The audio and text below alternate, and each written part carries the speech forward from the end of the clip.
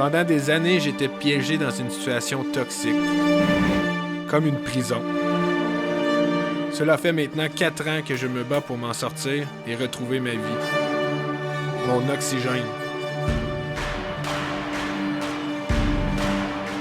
Il n'y a pas de cachette. Au début, j'avais vécu des choses un petit peu difficiles dans les dernières années, puis j'avais une petite frustration en dedans de moi qui me donnait un peu l'énergie de faire ce que j'ai réussi à faire.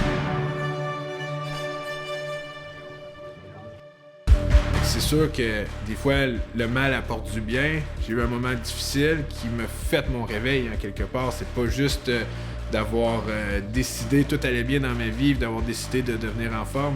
Non, il y avait vraiment quelque chose de lourd, quelque chose de pas sain dans ma vie, de quelque chose que je voulais changer, que je devais changer. Mon petit gars, quand il est né, c'est un petit peu pour moi mon éveil que j'ai dit « Oh, ça peut pas continuer comme ça tout le temps ». C'est là que j'ai avisé des gens autour de moi que je voulais changer, que j'étais pour changer. Puis que l'aventure un peu difficile est arrivée parce que quand moi je voulais changer, là je me suis rendu compte que c'est pas tout le monde qui voulait que je change comme je voulais changer. Ce que j'appelle le démon et ses complices.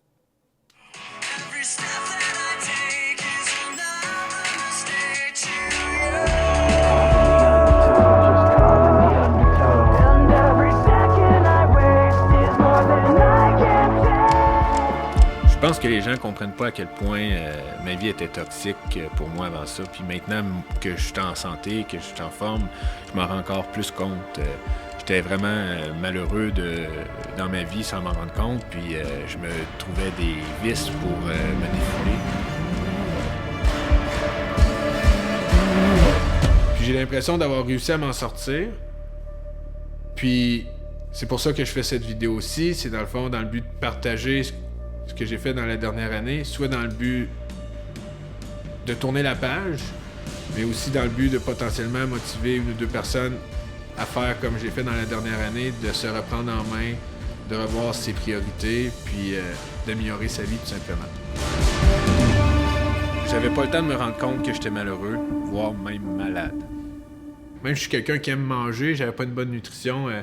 Fait que c'est là que j'ai commencé un peu au début, en arrêtant l'alcool, en commençant à bien manger, en arrêtant un peu toutes les vices, là, mais ça, je sais pas, tu toutes les nommer? Ça fait différent qu'avant, parce qu'avant, je déjeunais pratiquement jamais. Si je dînais, c'était soit une poutine ou du fast-food que je faisais venir à l'usine. À chaque jour, un petit peu, je m'améliore. Fait que j'ai réussi pratiquement à tout éliminer la malbouffe. Une petite poutine à l'occasion. Les vices, souvent, c'est une solution plutôt qu'un problème.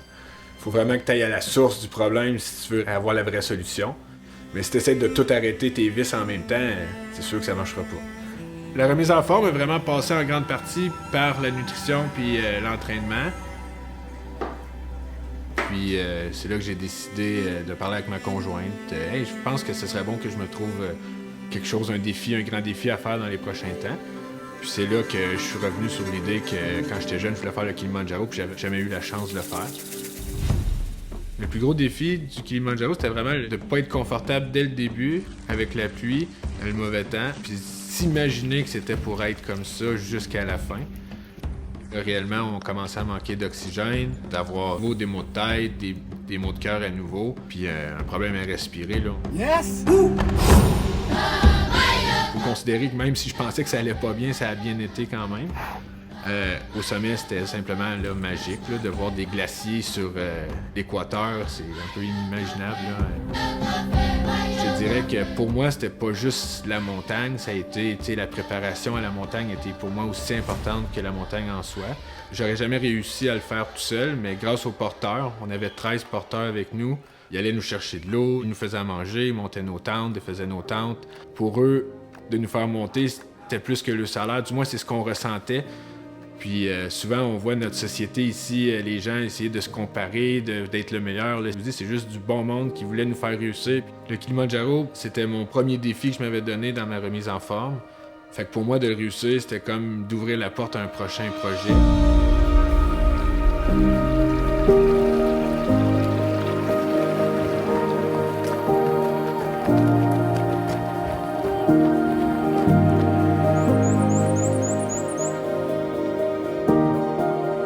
j'avais pris le temps de commencer à faire un peu de vélo, de natation, de remise en forme.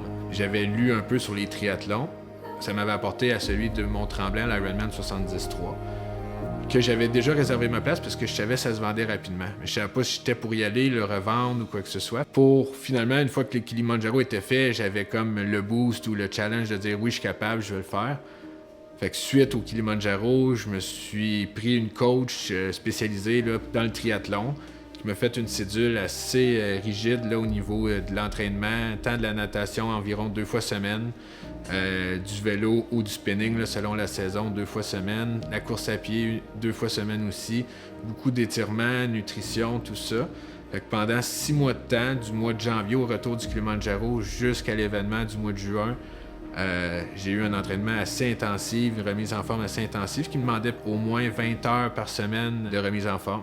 20 heures semaine comparativement à 0 que je faisais anciennement, ça fait un gros changement, mais ça n'a pas juste fait un changement au niveau de la forme physique, mais aussi au niveau de la forme mentale, là, du moins dans mon cas. Je savais nager, mais j'avais pas d'expérience au niveau de la nage. Puis le plus dur pour moi, c'est vraiment la course à pied, ça a toujours été, là.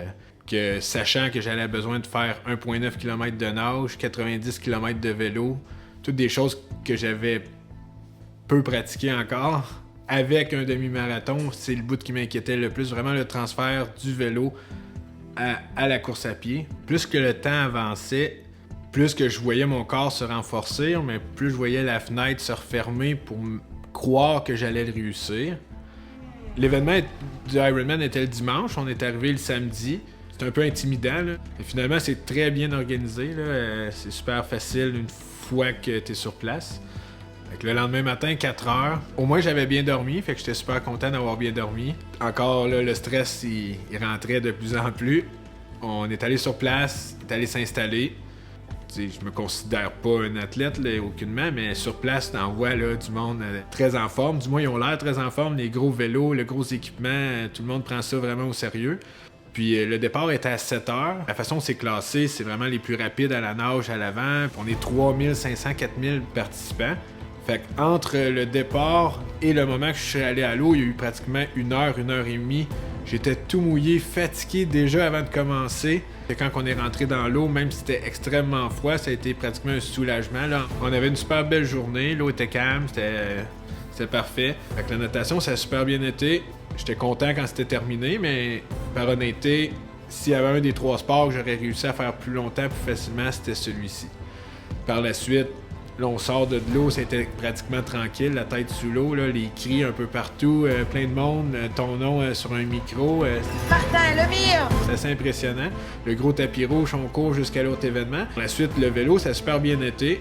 Ce que j'aurais dû faire, par contre, c'est peut-être un petit peu plus regarder le trajet, parce qu'au début, c'était quand même montagneux. Fait que ça a bien été, mais rien de grosses montagnes. Tandis que les 10-15 derniers kilomètres, là, c'est des grosses côtes, des grosses descentes, des grosses côtes, des grosses descentes.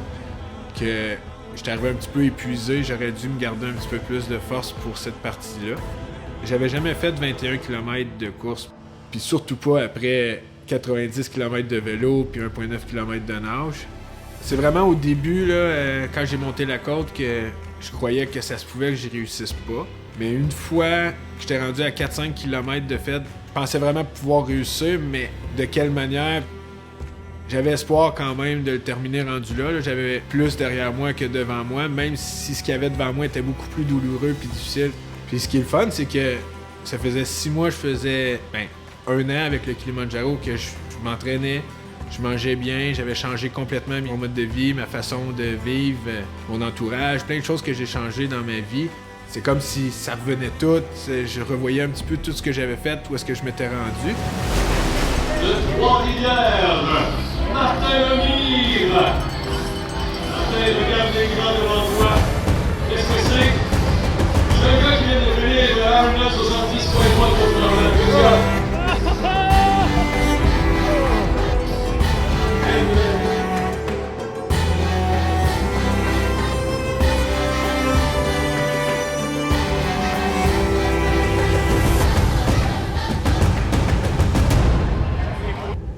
Puis à la fin, contrairement à ce que j'aurais pensé, c'est fait, je vais mettre ça de côté. Mais non, au contraire, c'est fait. Puis là, je me dis, qu'est-ce que je vais pouvoir faire de plus? Où est-ce que je peux continuer? Parce que j'ai plus le goût de retrouver la personne que j'étais avant tout ça.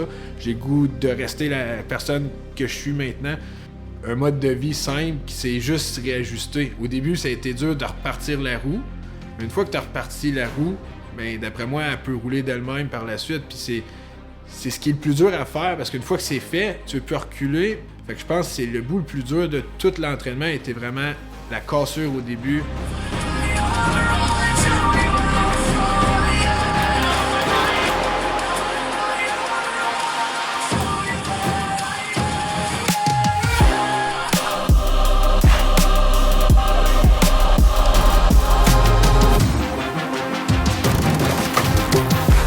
Avant tout, c'est le fait de m'avoir sorti du bruit de la société, j'ai l'impression, puis de mes problèmes, puis de vraiment réussir à faire un reset, peser sur le piton, dire OK, ce que les autres ont besoin, c'est plus mon problème. J'ai ma petite famille, tout autour.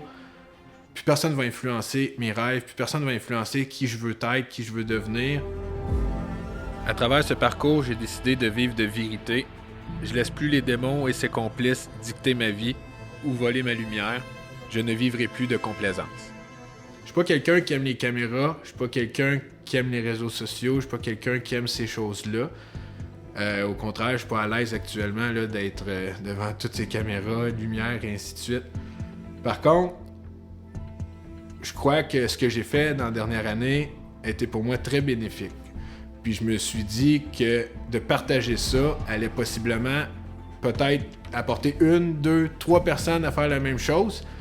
Puis si ça le faisait, ben pour moi, c'était une réussite. En faisant des choses positives, j'encourage les gens autour de moi à faire des choses positives. Si je fais des choses négatives, j'encourage les gens autour de moi à faire des choses négatives. Prendre soin de nous, on dirait qu'à un moment donné, c'est cliché, il y a des choses... Tout le monde veut faire la même chose que les autres. Moi, c'était vraiment le but de montrer qu'en m'isolant, en faisant les choses moi-même, en m'écoutant moi-même, ben, tu peux te rendre beaucoup plus loin qu'à essayer de plaire à tout le monde puis à faire tout ce que les gens autour aimeraient te voir faire à court terme ou à long terme ou quoi que ce soit.